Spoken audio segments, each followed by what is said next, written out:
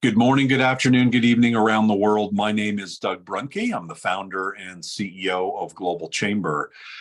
We talk about economics because it's important for businesses to be aware of what's going on to ideally lower risk and be more successful in their growth, whether it's in their own region or well beyond, as most of our members are. So today we have a very special program. BMO Bank has very generously donated the time of an expert on what's going on in the banking and economy for both the United States and the region of the Midwest, and has a view of the world as well. He's based in Dallas, and we're going to introduce him in a moment.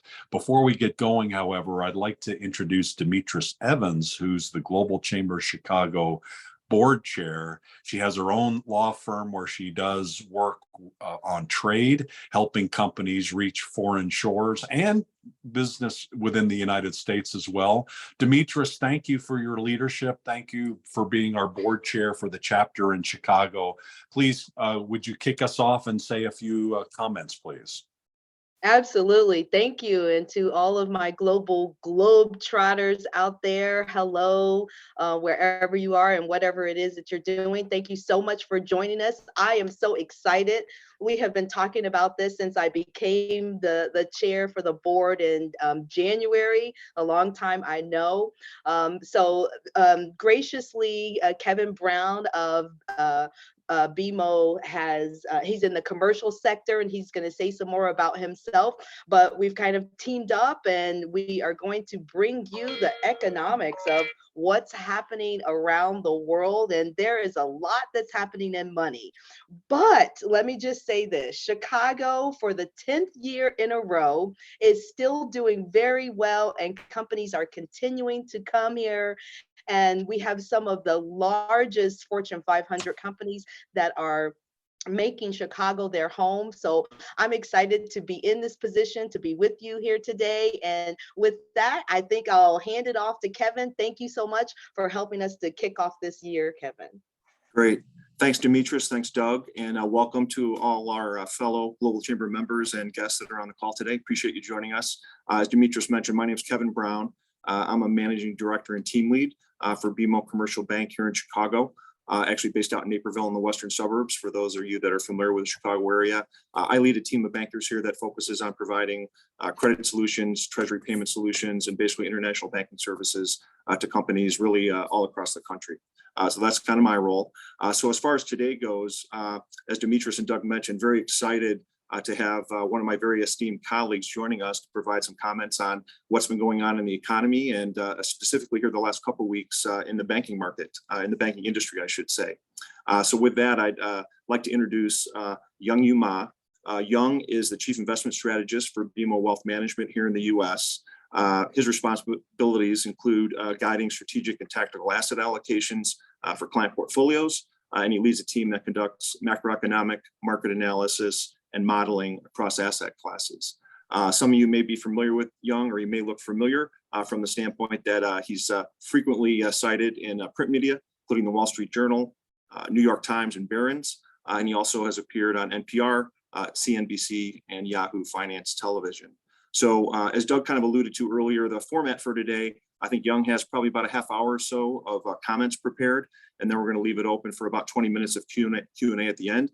I don't want to speak for Young, but I think he'd also be happy to entertain any questions that may come up kind of during the course of his presentation as well. So with that, Young, we'll turn it over to you. Great, thanks, Kevin, and great to be here and speaking with everyone. And as Kevin mentioned, if people have comments, questions, I think Doug will serve as the moderator and sort of stop me or interject those as they come along and fit into the discussion. But definitely also some time at the end for Q&A. But yeah, there's a lot going on, definitely, as Demetrius and everyone mentioned. I do first, I think, want to address or talk about the banking sector. I think makes sense, which is there's not systemic insolvency concerns in the banking sector now. There is, however, contagion concerns, and that contagion is of a very different nature than the contagion in 2008, 2009, where in 2008, the contagion was one where one failing institution, because of interrelated contracts, would topple another institution or have a domino effect. The contagion concern right now is much more psychological. That the mentality of bank runs is one which, once it starts to spread and you get literally hundreds of billions of dollars of deposits moving within a week, that's something that can really feed on itself and perhaps could stop on its own, but may also need government and regulator intervention. Greater interventions already taken place to stop that push. So we do think the good news is, if it's not a widespread solvency concern, we do think it's something that's relatively easily addressed in terms of protecting regulator and government action to protect uninsured deposits. But it's something where there's been uncertainty, mixed messaging, and it's not clear now if and when that is exactly going to happen. But it's very possible that that's the end game if the sort of run on deposits at smaller institutions does not stop on its own. So, the good news is there are tools to address it. The bad news is that right now those tools have not been fully implemented to address some of the concerns in the financial sector. But we don't believe it's a solvency concern writ large, and something that can, very directly be addressed if it really gets to the point that lawmakers and regulators are compelled to take very decisive action. So I think that's where we stand now with the banking sector, and still as that uncertainty remains, it's going to be day-to-day volatility. And speaking of day-to-day volatility, we had that yesterday with the Fed announcement, when the Fed announces raising interest rates by 25 basis points. That was largely expected. And then, of course, there was a big focus on the commentary that was taking place by Chairman Powell, but then also some commentary that came out from Janet Yellen as that same press conference was happening. And the commentary by Chairman Powell was, I would say, on net a little bit negative. I mean, it's very much, it was characterized by some in the media as a dovish hike. I wouldn't call it that at all. I would call it just a hike, because a lot of the commentary revolved around the continued need to fight inflation, revolved around the Fed's mandate, the dual mandate, which is maximum employment and price stability. And the Fed reiterated that 3 times. That's not a coincidence. I think that the Chairman Powell, I should say, reiterated that 3 times, that's their job. Their job is maximum employment and price stability. Their job is not economic growth. That's not exactly the same thing. And price stability is one which they don't believe they have under control yet. We would actually differ in looking at some of the forward-looking indicators that, to us, there are good signs that inflation will continue to come down. If we look at the PPI reading, the producer price inflation, which we consider inflation in the pipeline, that was negative last month. So we thought that was a very favorable reading.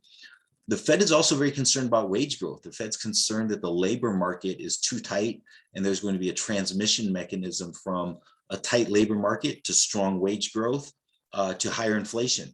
But you see there are 2 connection points there. First, the connection point, the assumption essentially is that a tight labor market leads to excessive wage growth.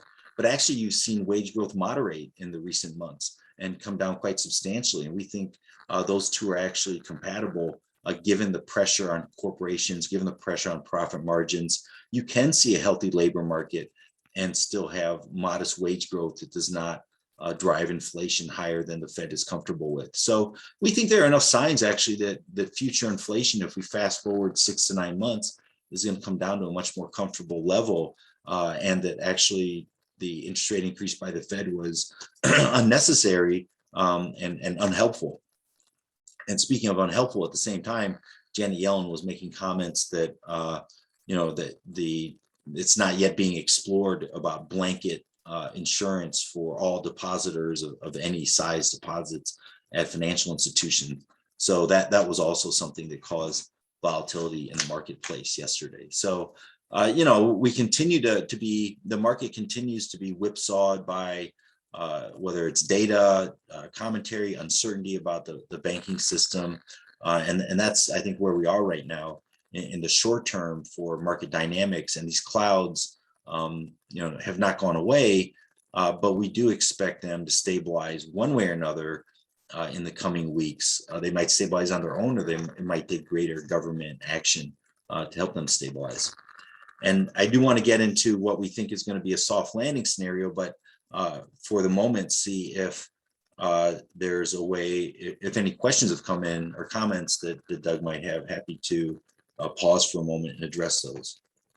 One of the questions is on the crisis itself. So the first point that you were making, how would you contrast the banking crisis, quote unquote crisis, now versus what was done in the past? It sounds like what you're saying is it's fundamentally different than what it was. Could you maybe provide a little bit more context in terms of the contrast with what you saw then versus what you're seeing now?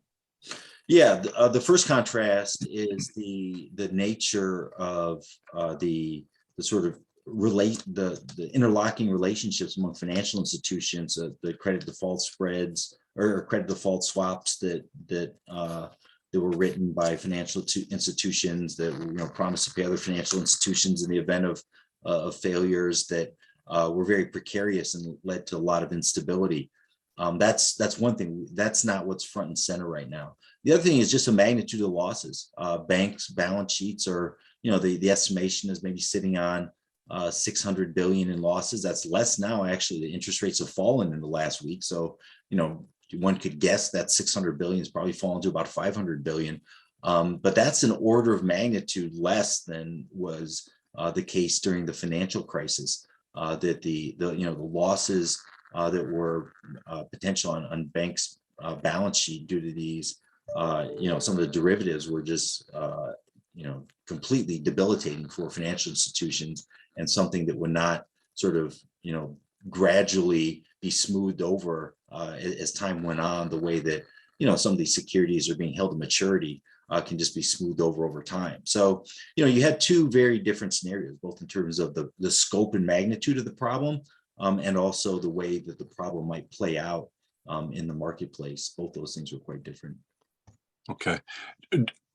What's your sense of the political nature of the arguments now, where that part of the problem has been lack of regulation? That these banks were allowed to keep fewer assets or have a little bit of a different kind of a management process to allow these problems to happen. Do you expect that what will result in, at least in the US, is more regulation for banks of that size? And what would the impact of that be?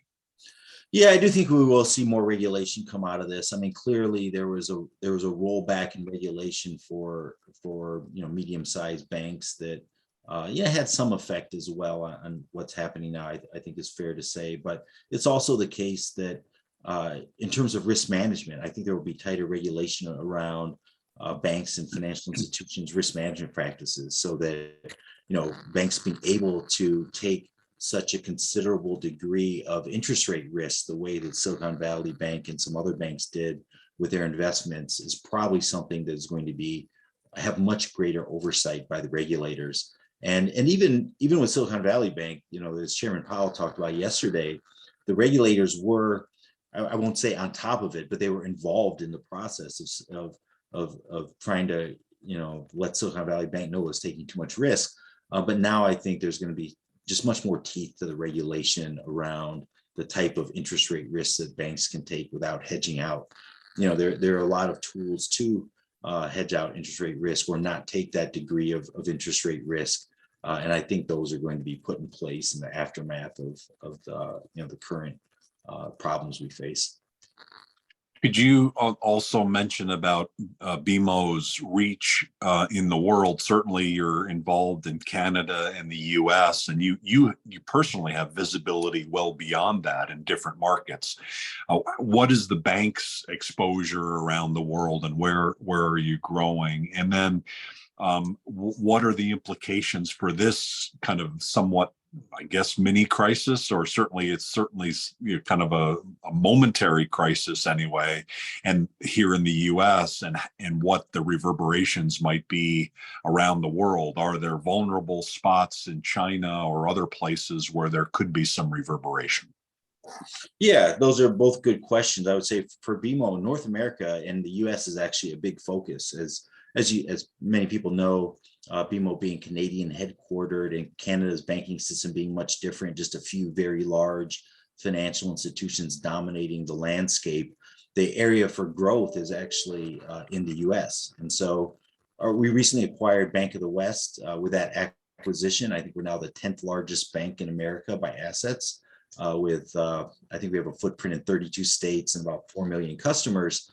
So, definitely in terms of growth, the US is a growth area for us and probably the primary growth area, both because of the market itself and the proximity to the Canadian headquarters as well.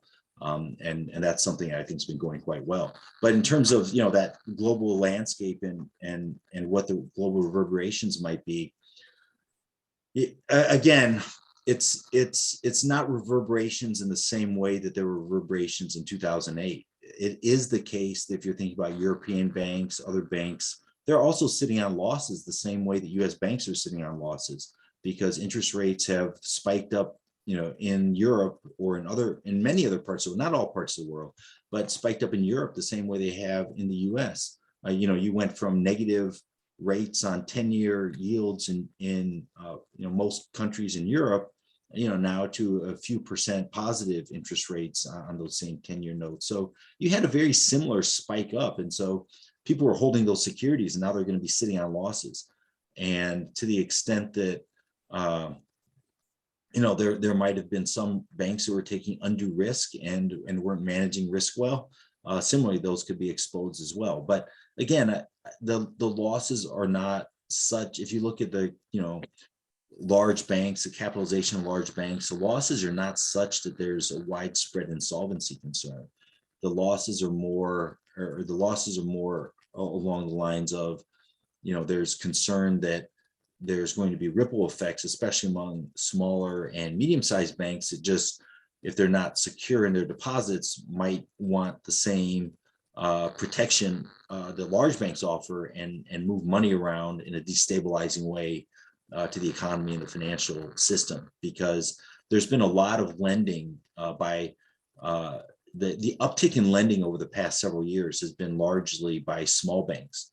Of course, large banks have had an uptick in lending as well, but if you look at where the growth in lending has taken place, a lot of that has come from small banks. So if there's capital or deposits flowing away from smaller banks and medium-sized banks, that's really going to restrict the lending that takes place in the economy overall.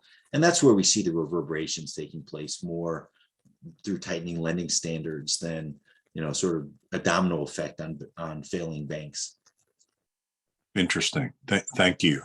Demetrius Evans has a question. Demetrius, would you like to ask your question directly?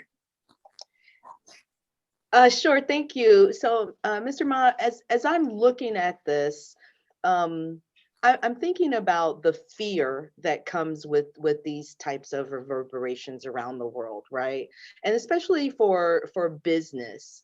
Right now, where should businesses, business owners, where should we be looking to get the news? Like if we want to stay up to date without having, this fear, which we know it comes from not understanding, where would you suggest we go to stay up to date? Yeah, it's a great question. I mean, there are a lot of information sources out there, and very good sources. And I actually, just this morning was talking to the Associated Press, and I'm sure a story will come out related to that. But I think the importance is, if we're really trying to stay on top of things, or if a business leader is trying to stay on top of things, really looking at a variety of sources, and obviously the standard ones such as Wall Street Journal, Business Press, or CNBC are very good as well. Financial Times is actually quite good for European news, for people that trying to stay abreast of how the global impacts might be taking place. Financial Times seems, I speak with some of those reporters on occasion as well. But it's true that there's a lot of news coming. It's hard to stay on top of it because, just yesterday, Janet Yellen's comments were to, a closed session of a Senate committee. So it wasn't as if those were broadcast publicly that everyone sort of had access to.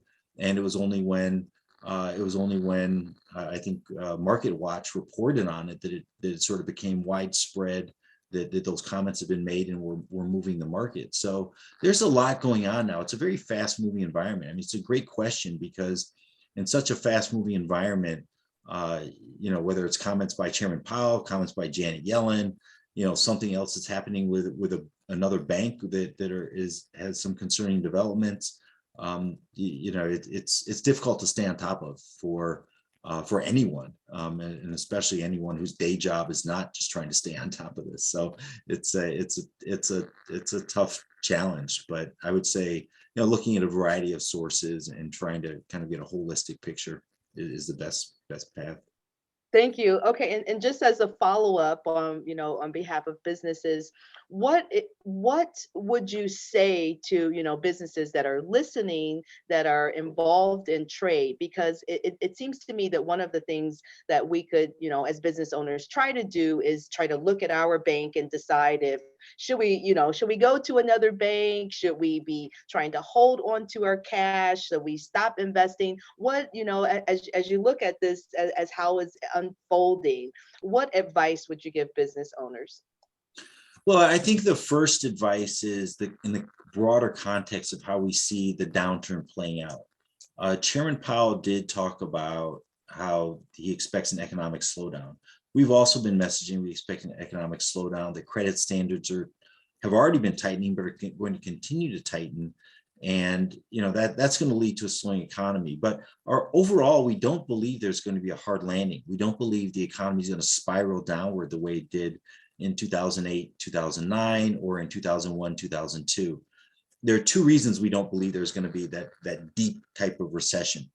One reason is that if we look at the economic imbalances that are prevalent now versus what were prevalent then, there's not a need for a great unwinding of imbalances or misallocation of capital that took place the way it took place, in the run up to the 2001, 2002 recession, where you had the dot-com boom and bust and a gross misallocation of capital, or in the great financial crisis of 2008, 2009, where you had just years of massively misallocated capital, people living beyond their means, people using their homes as piggy banks, taking out mortgages there's no way they could afford.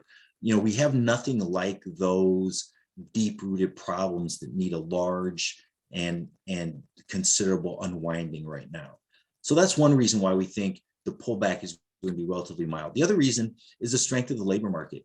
Right now, there are 5 million more job openings than people seeking work. And that is just unprecedented. And, it's usually the case there are more people seeking work than job openings. From about 2018 to the pandemic, we crossed that threshold of more job openings than people seeking work. But even then, even in those boom times, it was only about 1 million more job openings than people seeking work. Today, we actually have 5 million more job openings than people seeking work. It is unprecedented, it is tremendous, and it is something that even today we saw the print, despite everything going on. Let's keep in mind, everything that's been going on. Last year, the stock market was down double digits, bond market was down. We had 2 quarters of negative GDP growth. We have interest rates going from 0 to now almost 5%. Yet today's number for the initial unemployment claims was below 200,000. It is just, historically a shockingly low number. And it just speaks to, even despite all these disruptions going on, the labor market has an unprecedented level of strength. Working off, burning through that 5 million gap of openings versus people seeking work gives you a big cushion in the economy to support spending. Because at the end of the day, consumers, if they feel comfortable in their, news headlines, they're concerning, it can cause some angst, no doubt. We certainly recognize that. But at the end of the day, if people have jobs, if they feel secure in their jobs, or if they're transitioning jobs, they can get a new job relatively easily, they're still going to spend money. They may not spend as much as they otherwise were if it's boom times and the stock market's soaring, and everything's, popping champagne bottles, but still they're going to spend at a stable level. So we do think the economy is going to remain stable. We do think spending is going to hold up. And we think that even as corporations, and this relates to your question about business owners, here that are listening, even as the economy slows, once we see that consumer spending is not falling off a cliff, that the people are still spending money, they're still going to businesses, and still in the economic wheels are still functioning with higher interest rates, we think that the pullback that we're currently seeing by corporations is going to ease up a bit. And across the board, companies now, I would say they're tightening their belts. We don't think that goes from belt tightening to battening down the hatches. Those are two very different things. And we see some belt tightening. We think it's going to last for a couple more quarters, but we think that corporate belt tightening, at the end of the day, corporations are going to see that consumers are still spending, and they're going to realize that, look, there's still growth opportunities. There's still opportunities to make profits. There's still opportunities to expand. And this isn't a 2008 scenario. It's not a 2001, 2002 scenario. It's a slowdown, but an environment where there's still a healthy business climate. So, what does that mean? I think it means that, as the slowdown takes place, I think, you want to start looking for opportunities, and, whether that's opportunities to expand, ways to get new customers, that may not be this month or next month, but it could be, July, August, September, when we see more of a slowdown, but we don't think that slowdown is going to accelerate to the downside. And people that do have the ability to, look past the next few months or next couple quarters and look to 2024 and beyond, can put themselves in a better position, with the slowdown actually, and come out even stronger on the other side. So that's what I would say in the context of our overall expectation, is that, you do want to prepare for a slowdown, but you don't want to prepare for battening down the hatches and really, shrinking the business unduly at this time. Thank you. That's very encouraging. Thank you Well, so much. it also is a nice segue into the overall, economic picture that we're seeing and we expect going forward, and why we don't think there's going to be a severe recession, and that the pullback in the economy is still going to be relatively mild. Of course, the risk remains that the Fed could over tighten, but we do think that the markers for inflation coming down and a better trajectory do look like they're in place, and that will give the Fed a little bit more breathing room over the coming months. And the Fed has had egg on its face, right? Let's recognize that for a long time it said inflation was not going to be a problem. Then when it was a problem, it was kind of behind the curve and had to raise rates very quickly. And now I think they're human like everyone else. They're reluctant to say, well, we can sort of take it easy, not take it easy, but level off right now if inflation, the data, backward-looking data hasn't come down sufficiently enough. But I do think the data will come in a favorable trajectory over the coming months, and that will allow the Fed to change its tune and take some of the current risk that we have off the table with Fed over tightening. But again, the near-term risk is still one of the banking sector concerns have to be addressed. We can't have this contagion effect where companies feel they need to pull their deposits from the bank down the street and everyone run to the top 10 largest banks. That's not healthy for an economy either, and that's something that if it continues to develop, certainly needs action by government regulators and lawmakers. Fantastic. Yeah, and very encouraging. Demetrius, thank you for the questions. And I had no idea about the 5 million job openings that are there and how unprecedented that is. That's really encouraging. I encourage any of you to raise your hand and love to hear from you. There are 2 more questions, and then I'll open it up the floor to others. The other question that's come in is around Canada and Mexico, and I'm not sure. Certainly, you'll have visibility on Canada. Mexico may be a little bit more uncertain, given that the president there, business doesn't necessarily always support him, and there's some things going on politically between the U.S. and Mexico, and there'll be an election fairly soon there. Wonder what your view is of Canada and Mexico within North America as well. Well, I do think on net it's positive. So, Mexico and South America broadly have,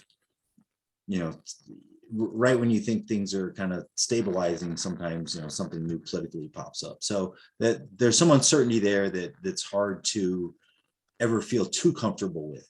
But I think that if we're thinking broadly about the longer term economic trajectory, I do think the world is sort of carving into blocks. And one of those blocks is North America. And there's going to be onshoring that's taking place, supply chain resiliency points to more companies moving their at least expansion, if not existing operations, at least expanding operations in the US, in North America, in Canada, in Mexico, and getting that supply chain resiliency and closer ties to this kind of North American regional bloc that I think as we go forward in the world and the geopolitical climate kind of speaks these different geographical blocks becoming more important, over the next decade. And so I do think Canada and Mexico are in a favorable place, and really on the U.S. coattails, let's say, of the U.S. remains the world's largest economy. It's nice to be on the coattails of the largest economy in the world that, by the way, also has a lot of defense spending that that allows for its neighbors and friends to benefit from as well.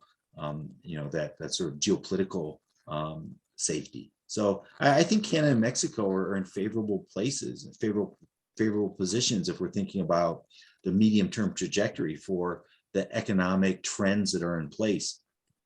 There are a lot of companies, even if you think about some of the South Korean car makers, the economic incentives and tax incentives from the Inflation Reduction Act really point to a lot more manufacturing taking place in North America, in the U.S. specifically, but North American broadly. And what are those South Korean car makers doing? Well, first they're complaining, they're saying it's unfair, but the next thing they're doing is they know that it's not going to change materially, so they're announcing plans to expand in the U.S. And that's a trend that I think is going to continue, and that sort of regionalization certainly helps Canada and Mexico as well. So yeah, overall the trends are favorable, but again, as you said, Doug, the business climate in Mexico and South America broadly can sort of come and go, favorable or less favorable, but it's something that the longer term economic trends look good for North America. Thank you, China, right? I mean, there's certainly danger geopolitically with what they're doing. However, their decisions to do what they've done, and maybe combined with COVID as well, through their their strategy around shutting down the country for so long, has really driven this supply chain rethinking and strategic thought that toward North America, where the markets are. I mean, without that, the world would look a lot different. And so, I mean, are we going to look back at this 5 or 10 years from now and say, wow, China, you fundamentally kind of messed yourself up by making some of these decisions? Or does that even matter? I mean, it's certainly, at the end of the day, the things that you just talked through, especially around putting plants in North America, is happening more than ever, and the reshoring effort is real. Yeah, it is real. I would definitely say it accelerated the process in a very meaningful and significant way. Yeah. It's interesting. I think there are two things in America, and maybe only two, that both the right and the left agree on. One is anti-China, and the other, at least to some degree, is infrastructure. The need for some degree of infrastructure spending in the U.S. Now, where that infrastructure goes, may be very different in terms of where the spending priorities are. But I think it is a broad belief there, the need for continued infrastructure spend in the U.S. Is also something that sort of spans the aisle to some degree. But yeah, in terms of that supply chain consideration, China's been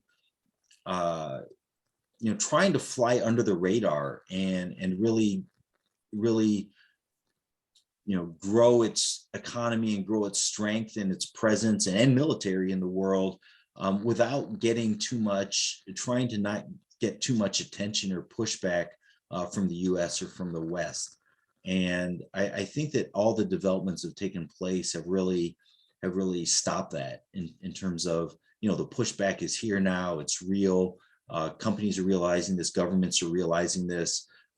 Europe, of course, it's they have a Russia problem with energy, but if you see Russia and China aligned, it's also cause for rethinking where you want your ties to be, and where you're going to make your sort of future economic path, the direction it's going to take. So I do think that it's a very meaningful shift that's taking place, but it probably accelerated trends that were already in place by maybe 5 or 10 years. In terms of some of that, supply chain restructuring, even clamping down on China's technology policies. They've been going on for years, decades, right? China's been essentially stealing technology for decades. This is not something new. It's only in the past, handful of years that something's been done about it in a meaningful way. So I think now the climate has very much changed. And it is something where if anything, it speaks to what we spoke to before, that regionalization is going to continue to be a prominent feature of the global economy in the next decade or two. Do they have some cards to play, and should we be wary of that? Certainly the announcement by Russia to use the Chinese yuan in trade, probably a little bit too late for the current dynamics that are going on to make a real significant difference, but certainly that has always been a card that's been out there. Another is the US debt that China could do something with, or cyber hacking and security, or Taiwan. I mean, there seem to be these blocks of potential danger points that could be disruptors. How worried about any of those are you? I would say I'm not particularly worried about debt holdings. I don't think that China or other unfriendly governments would be able to or would see in their interest to try to destabilize U.S. markets by sort of dumping debt on U.S. debt on the global markets. I think I think it would do, the main thing it would do is hurt themselves, and two, what would happen is the Treasury would be on the phone with Japan, Europe, many other countries, and saying, look, please help us step in the markets to buy this debt. And I don't think the impact is as great as people presume it might be, because there's quite a strong appetite for U.S. debt across the world. So I don't think that's an issue. Hacking, certainly, absolutely. Cybersecurity, that's an ongoing issue. Theft of technology is an ongoing issue. I mean, that's something I think all corporations need and are aware of, but we're not going to see declines in spending on cybersecurity. I think that's a fair statement. Even if we see an economic pullback, which we expect over the next couple of quarters, companies' budgets for cybersecurity are pretty top of the stack. They're not going to be cut, because that is something that can very much destabilize a company. They can suffer losses far in excess of what they were paying for cybersecurity, and the intellectual property and risk of that going out the door is just too large. So I do think that's something that all corporations really still need to have front and center. The Taiwan question, the CEO of NVIDIA, I think, said something which I think is worth considering and makes sense at some level, which is he doesn't expect an invasion of Taiwan while he's the CEO of NVIDIA, and he's from Taiwan. But he does think that there's a good potential for China to invade Taiwan in his lifetime. So I think he's in his 50s, so over a few decades, could it happen? Yes. I don't think it's imminent in the next 5 to 10 years. I don't think it's in China's strategic interest. I don't think its military is to the point where it would feel, something could be so decisive despite, U.S. pushback or interference or help that they would want to take those moves now. But it is something that in the future could be quite destabilizing. But I don't think it's on the radar for the next 5 to 10 years in terms of a meaningful risk. And it's something where the end game could very well be that, but you have to realize it's at some point it's not going to be that hard for China as it keeps growing to defeat Taiwan. That's not the issue. The question is ruling a hostile population. It's not very easy, right? As people know. So, taking it over is one thing, but ruling it's a whole different thing. And that's something that, should give anyone pause, I think, to taking action like that. So I don't think that's front and center, but the other point you made about currency, yeah, that's a longer term consideration. I do think that as the world, and it fits into that idea and that thesis of regionalization of the world, I do think that's going to be, chip away a little bit at dollar dominance. Is it going to completely make dollar dominance go away? No, I don't think it will. But, in terms of reserve assets held by central banks, where right now, I don't have the number off the top of my head, but let's just say we're 70% in dollars. Could that go down to 60%? Yeah, absolutely. I could see some less dependence on the dollar, a decade or two from now. That would not surprise me. I do still think that dollar will be the world's reserve currency. But as the world kind of breaks into regions, you could see the euro gain a little bit more prominence than it has. You could see, gradually, use of the Chinese yuan becoming more popular among, Middle Eastern countries, Russia, China, other countries with very close ties to China. You could see that as well. So I do think that that's in store to a modest degree. But what does that mean? I think all you could say, the worst case scenario, it means that funding costs and borrowing costs could increase slightly if the dollar goes from, being the single dominant world's currency to being still the dominant world's currency, but just not quite as dominant as before. Could you see another 10 basis points in borrowing costs or something like that? You could. I think that's manageable and realistic probably, but I don't think it's something that changes the global landscape of interest rates or currencies or sort of economic futures. Fantastic. Great answers. Thank you so much. One final question that we've got is around crypto and that whole world that we've seen the crash, and then now Bitcoin seems to be coming back a bit through all of this uncertainty. Where does that play into both kind of the problems we have and the problems we might have going forward? What's your overall view of that? Yeah, crypto it's interesting here. I was surprised that it held the levels it did. I'll be honest. Because, and first of all, we don't recommend it as a core portfolio holding, really because the impossibility of valuing crypto. Is the fair value of Bitcoin or other cryptocurrencies half of what it is right now, or is it double what it is right now? You can make a case for either, or anywhere in between, and it doesn't make sense with such volatility, I think, to have as a core holding in a portfolio.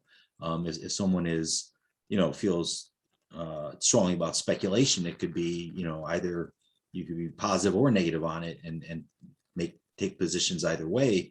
But as a core holding, I don't think it fits that type of core portfolio. Now, where does it? I have been surprised, however, how resilient it's been, even in the face of the well publicized failures in the crypto space and lack of protections that we're seeing. I'd expected a more kind of malaise to set in, even though obviously the cryptocurrencies are well off their highs, but nonetheless, given that it's difficult to peg fair value, anything close to fair value, I would have expected sentiment to cause a much greater sell-off. So it's interesting. I would say that when something surprises me positively, I certainly take note of that. If I, were to be forced into a prediction, I sometimes make kind of gun to my head predictions for crypto. I would say, given the recent resiliency in the face of, all the shockwaves, not that have just gone through the economy, but they've gone through the crypto industry itself, still being able to hold the levels which they've held. I'm surprised positively. So sometimes when that happens, the positive surprises tend to feed on themselves. So I do think it's there's perhaps more stability in that space than I'd been giving it credit for, in terms of the potential to have price gains from here. But again, a lot of volatility. I don't see it as a major disruptor, quite honestly, in terms of thinking about the overall world, banking, financial landscape. I do think, it will serve a role in certain areas, and in some areas, maybe a store of value, in some areas to facilitate transactions. But it doesn't, I don't think it's the shockwave through, through the financial markets or sectors, the way that it originally been hoped for or touted to be. It doesn't seem to be playing out in that direction. I mean, let's think about what the big shockwave was in our lifetime, which I would say is the advent of the internet, right? And if we go back to, here's what I challenge people with: if we go back to the the days of when the internet was just beginning, I think all of us, even though you couldn't see how this was going to be monetized, you couldn't see. In a lot of cases, it wasn't clear what the business models how they were going to develop. I think everyone could say that it was changing people's lives and how they communicate and how they transact in a very meaningful way. I would challenge us. I mean, maybe there are people on the line who feel otherwise in individual cases, but I certainly think if we took a poll here now and said, how many people on the line have had their lives changed in a very meaningful way by crypto? I don't think the majority of us are going to raise their hands and say, my life today is meaningfully better because crypto exists than had it not existed. Now, that's different from speculating. Maybe if someone, bought Bitcoin at $100 and now has, it's at 25,000, they're happy because it changed their life in a financial speculation way. I don't mean that. I mean, change your life and how they, the daily benefit to their lives. Clearly, we can see that in the internet. The hope that crypto might permeate in such a similar way doesn't seem to be playing out. And look, it's been around for a while. I mean, it's been around for more than 10 years now. It's not as if this is something that just started last year or 2 years ago. So I take some of it with a grain of salt. But I also recognize that if you're talking about, price action, speculation, and where the next move might be, it's been pretty impressive, the stability that's had over the last couple of months. Brilliant. Thank you. We need to wrap up. And so I'd like to come to Kevin Brown, who leads commercial banking at BMO. Kevin, any final comments that you'd like to make? Just really brilliant comments today. Before Kevin goes, Mr. Hansen did have a question. Do we have time maybe for a quick answer? Oh, sorry. Yeah, no, we don't. Sorry.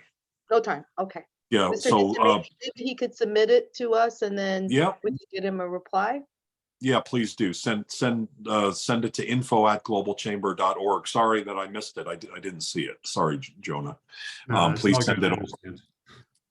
Yeah, no worries. Yeah, send it over. That'd be great.